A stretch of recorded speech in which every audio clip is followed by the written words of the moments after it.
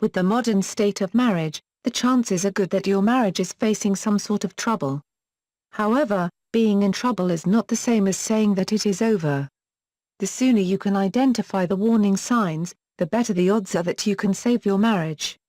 With that in mind, here's some signs of a troubled marriage. Sign of a troubled marriage number 1, apathy. When you stop caring about what happens to your spouse, or to your marriage, it is a clear sign of trouble. If you have stopped arguing, because nothing really matters, then that's not good. That's not to say that arguments are enjoyable, because they're not. But at least when you are arguing, it shows that you are upset, and you can only be upset when you care.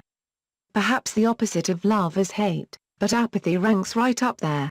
Sign of a troubled marriage number 2, spending less time together. This should come as no surprise, but the less time you spend together, the worse it is for a healthy relationship.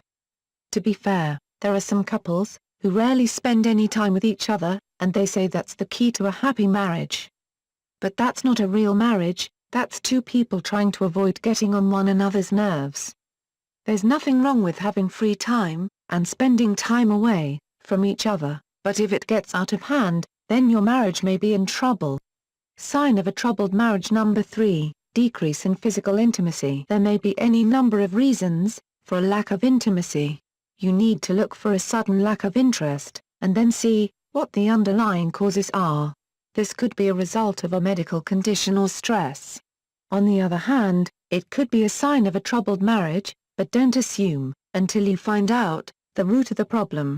Sign of a troubled marriage number 4, communication breakdown. While this is usually one of the earlier signs, it can be hard to spot. Why? Because you're not communicating with each other. The reason this can lead to trouble is that it turns small problems into bigger ones. You need to be able to talk about things, and do so in a reasonable and adult manner. The sooner you are aware of these trouble spots, the sooner you can work to fix them.